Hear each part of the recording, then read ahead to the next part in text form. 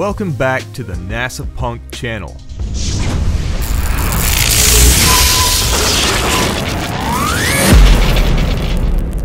Oh, hey, you're looking a little tan? You been hanging out near a supernova or something? No, I've been hanging out with your wife. She really gets my circuits fired up. Hey, that was a little mean-spirited, don't you think? She doesn't seem to think so.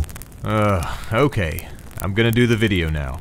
Today, I wanted to take a closer look with you guys at the Starfield story trailer. Now, if you're not sure what I mean by story trailer, this is essentially Bethesda's Starfield trailer that was shown at the Xbox Games Showcase before the Direct. What's interesting and surprising here is that a lot of footage is shown that we didn't see in the Starfield Direct. I actually put the intro to that trailer in a recent video but didn't realize how much was in it, and it doesn't seem that a lot of people are talking about its content, mostly due to the fact that the Starfield Direct itself obviously stole the show. Well, let's take some time to have an in-depth look at the Starfield story trailer together.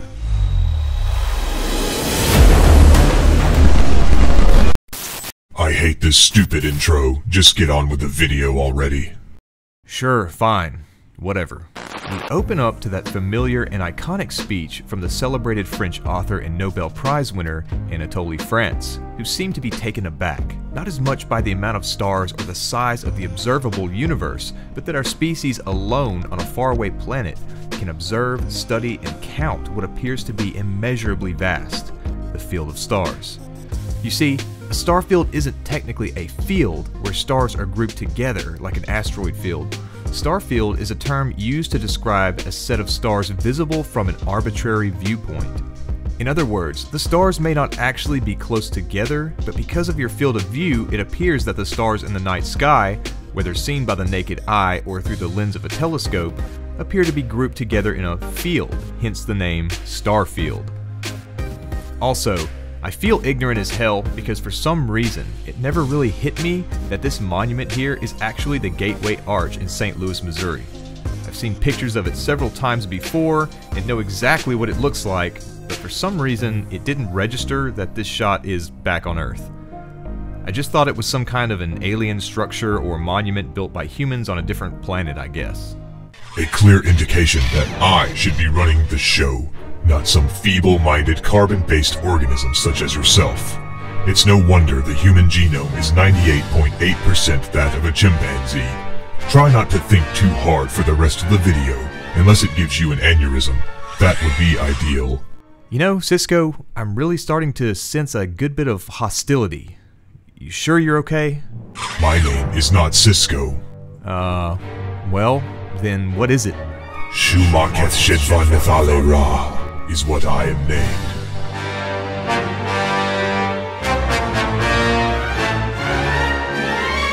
Seems a little unconventional. Not sure what's wrong with the name I gave you, but whatever you say. Just a quick fun fact.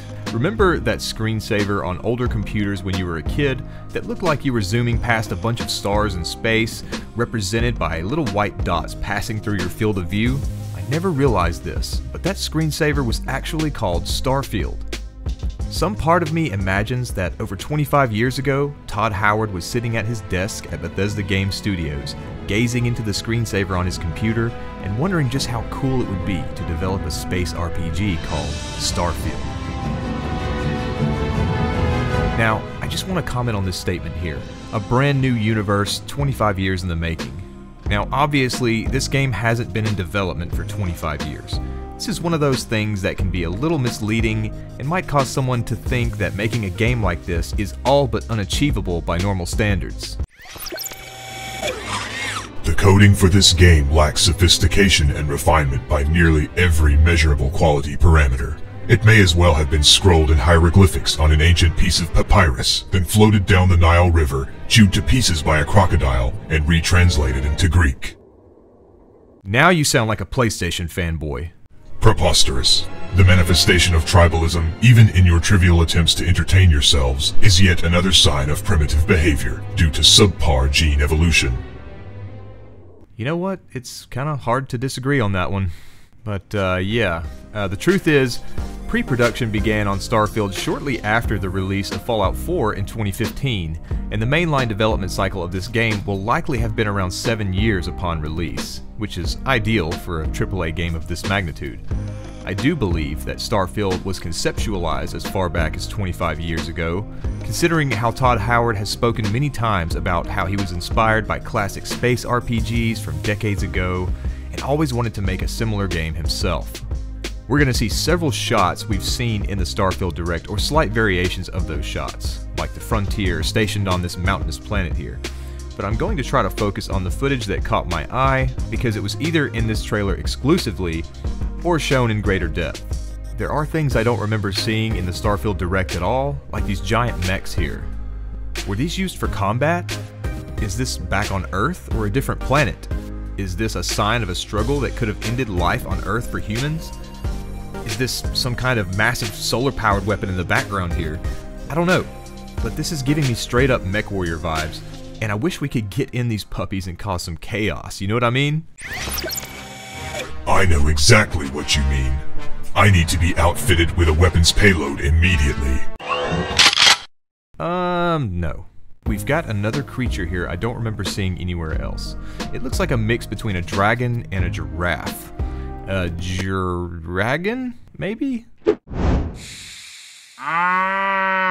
It appears to have a large horn on its nose and a weird netting or enclosure on its head, maybe a protective exoskeleton of some sort, not to mention the green-looking orb at the end of its tail. Weird, but cool. We get a shot here of Jemison from afar, and it looks a lot shinier than we saw in the gameplay trailer from a while back. It's very sleek and metallic looking. I think it looks a lot better. This is definitely a testament to the improvements they've made to the lighting and graphics in late phase development. Here we got a shot of Akila City, nothing too special here, but there's a sign at the top left that says Spaceport, and underneath that are various arrows pointing to locations of interest, such as Plaza, Town, or Downtown, and what looks like Store. Looks like you've got a broke down robot that's either being repaired or being thrown out to scrap. I gotta say, Akila gives me Star Wars Episode 1 vibes, where Anakin is always repairing and building robots and pod racers, and Tatooine, like Akila, is really dusty and desert-like. How original. If it's in space, it must be like Star Wars. Oh, come on. I rarely ever make those comparisons. Also, either these guys here are like Oompa Loompas in spacesuits, or they're a lot further away than they look. This guy in the middle here looks to be whom I believe is the head of the Akila City Rangers outfit. That gives me Lucas Sims vibes from Fallout 3. He was the sheriff of the first major settlement you come across called Megaton. I give everyone a fair shake, but if you do anything remotely stupid, you're dead. Here we have an interesting image. We know from the Starfield Direct that this is aboard a wealthy space cruise ship. Space Cruise Ship! It appears these people are dedicated to the preservation of Earth, likely as a historical monument at this point in time.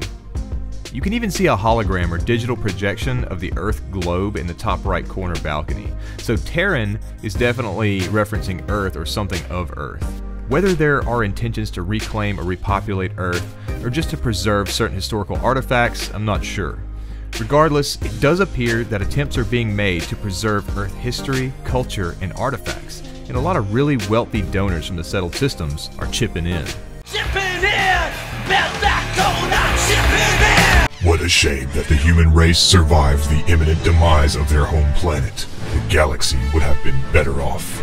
Okay, at this point, you've sort of got this aura. I don't know. It's like this whole negative vibe you're putting off. Could you rein that in just a little bit?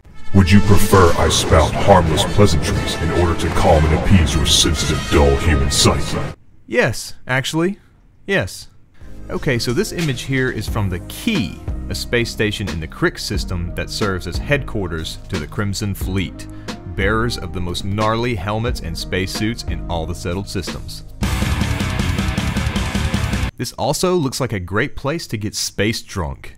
Here we have a shot of the Astral Lounge in Neon City, where people dress up in jellyfish suits and dance awkwardly. This is really bizarre to me because Neon City is considered a pleasure city where anything goes, and instead of strippers or provocative dancers, we get the jellyfish two-step. Oh well. At least they can tout the best trip in the settled systems. I'm sure you have to be high as a kite to enjoy this kind of entertainment anyway. Here's a shot of the UC Vigilance with several ships docked to it, and of course the interior, and UC Commander Kibwe Akande on the left. Well, looks like Dom from Gears of War didn't die after all, fellas. Alright you guys, I'm gonna wrap it up for this video, but I'm coming back real soon for part 2 to this one. Thanks a lot for watching, leave a like if you enjoyed it, and comment down below and let me know what your thoughts on what we've seen so far from the direct and the story trailer, and if you found anything interesting. On that note, I'm out of here. Keep an eye out for the second video, as we look forward to the future. Get the hell out of here. Cisco, you can't be mean to the viewers. I told you, my name's not Cisco. Besides, your viewers disgust me. What's with the Darth Vader act all of a sudden? See, you do make a lot of Star Wars references. Yeah, cause you're clearly not giving off Galactic Empire vibes. I have no idea what you're referencing. I hail from a long line of sentient... Yeah, sentient space, AI, blah blah.